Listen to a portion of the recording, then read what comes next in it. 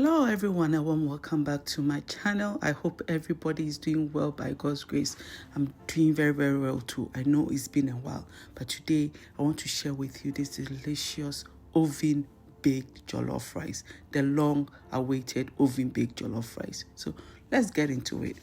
I've tried as much as possible to cover all the important information you need to make your perfect baked jollof rice. So please watch the entire video and don't mute it. So if after watching the entire video, you don't get the information that you need, send me a message in the comment below and I'll address it. Thank you.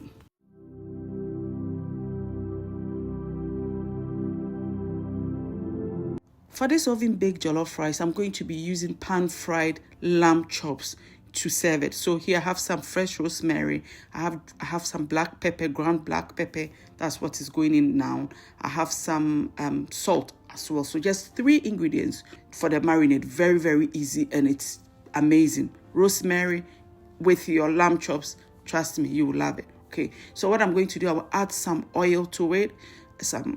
You can use any oil that you have. Okay. So but I use olive oil. So you add some olive oil to it. Then you blend it or you crush it.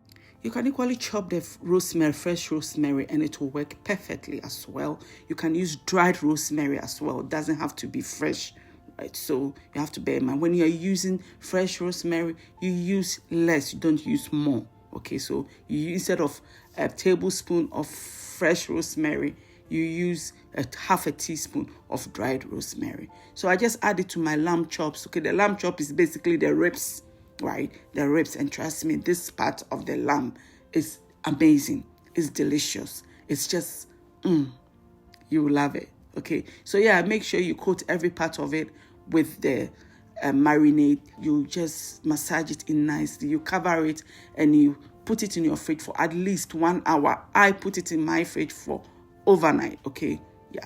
So it's time for us to make the jollof. So I already have my jollof sauce.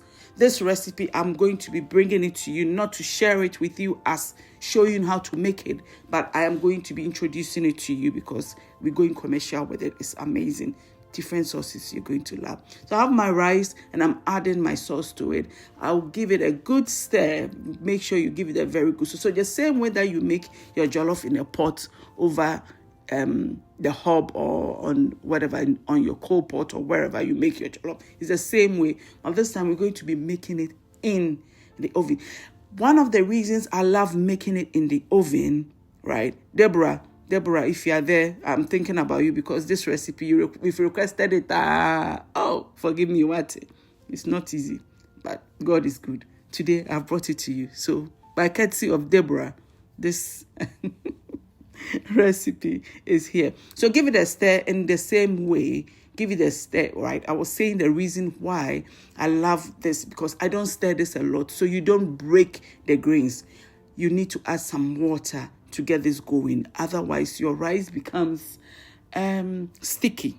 Okay, if you don't add a little bit of liquid to your sauce, or your sauce is not already, liquidy, right? Add a little bit of liquid. It could be stock, any kind of stock, or water too. That's the job, as I just added water. My sauce is really concentrated, so I needed to add water. Otherwise, it would be too much. The flavors would be too much. I wouldn't be able to, enjoy it very well. So yeah, you give it a stir and then you pop it in the oven. Okay, so cover it first. If you have anything, you can do it in a cast iron where it already has a cover. That would be great. So you just cover it and pop it in pop it in the oven, right? But then I'm using a baking tray, so I use a kitchen foil to cover it so that, right, the heat is contained and the rice do not dry out. So to prevent the rice from drying out further, what I did was to add some hot water. This is actually boiling water to another baking tray and popped it in the oven. So it will give it this steam, and I will show you the steam when the time comes. So the first, so that is the steam. You see that steam helps your rice, to cook nicely without drying out.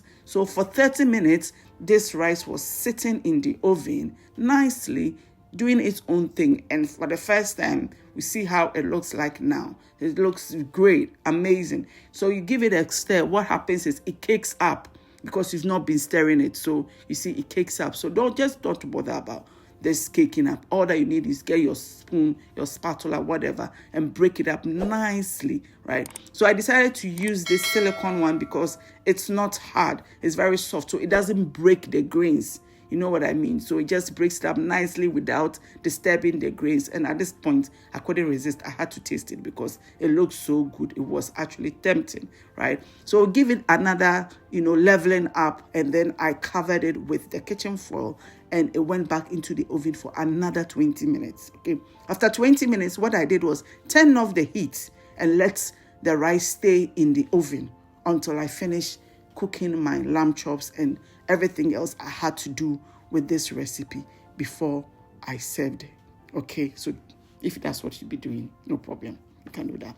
So I add just a little bit of oil to my frying pan and I'm going to be pan frying my lamb chops. So I start by pan frying the back, which has some fat. If it hasn't got any fat there, I just put it flat the frying pan, but then otherwise I put the back down so that the back sears nicely, because otherwise that bit will be very it will look like it's not cooked. It will be difficult for you to enjoy it. You need to add some heat to that bit of the lamb chops. And just to be clear, lamb chops, it's very expensive in this country. I live in the UK. It's very expensive. So what I tend to do when I go to my local butchers, I tell them, can you give me some lamb chops? They say, oh yeah, they're ribs. And then they have a way of cutting it. And then I tell them, cut it individually. And then they do that for me. And I have my lamb chops. It's the same. It's just, you see, I'm just showing you how I've seared the back and it looks nicely browned or nicely golden brown.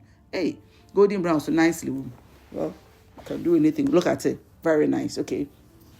So what I do is I just pan fry it until each side is nicely golden brown. She said, this golden brown today is our friend. Let's use it like that. Okay. We know hassle be that way, but simple, golden brown. When it's golden brown, as you see it now, then you turn it over. This meat, it cooks in the pan. You don't put it in the oven. You don't put it anywhere. You can also just pan fry each side when it's lightly golden brown, and then you pop it in your oven or air fryer and you cook it further. But I don't do that. I only do that when the pieces are very bulky. It's very big, and I don't think it's cooked nicely.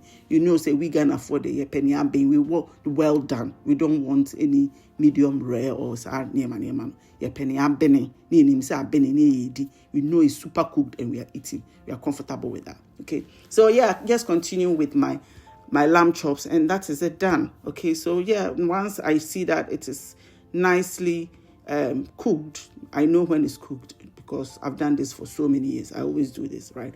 So we're going to make some vegetable medley, okay, to add to what we are making the jollof rice. She said, Deborah, jollof rice, yeah, man, I had the keke. So I've got some vegetables and onions, some green beans, and some cabbage. Okay, what we're going to do, there's a little bit of red pepper in there. Is the same pan that we made our lamb chops in.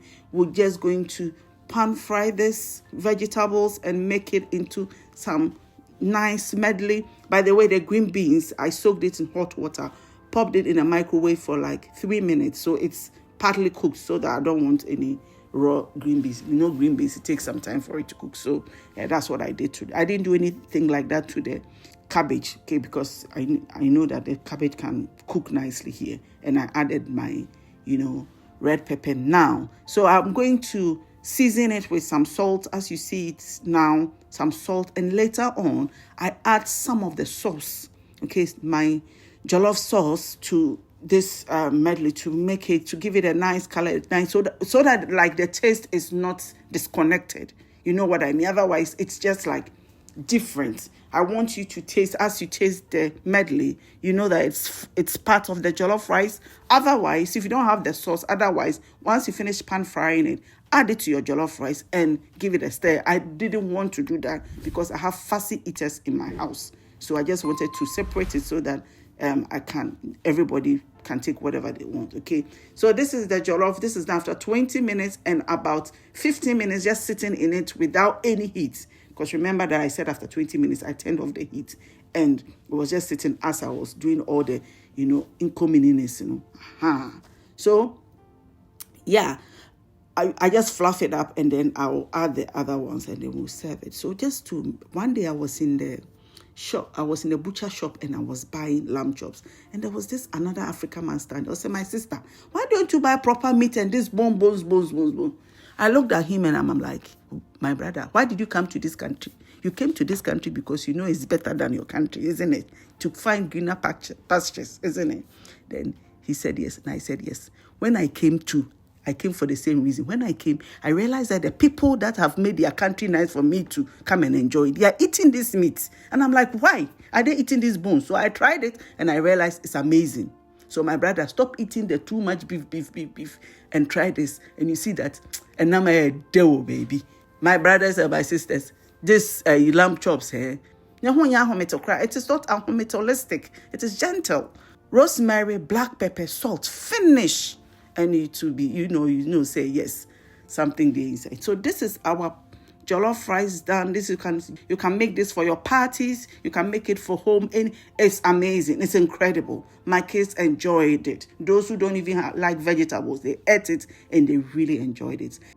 By the way, I also added fried plantains. You saw it. Yeah, fried plantains. Don't forget that. So I'm very glad to bring this recipe to you. I hope you enjoyed it. Thank you very much for staying with me. Thank you for always supporting me. I am so grateful. Don't forget to like this video, share, and subscribe if you haven't already. Thank you, and I'll see you in the very next one. Bye.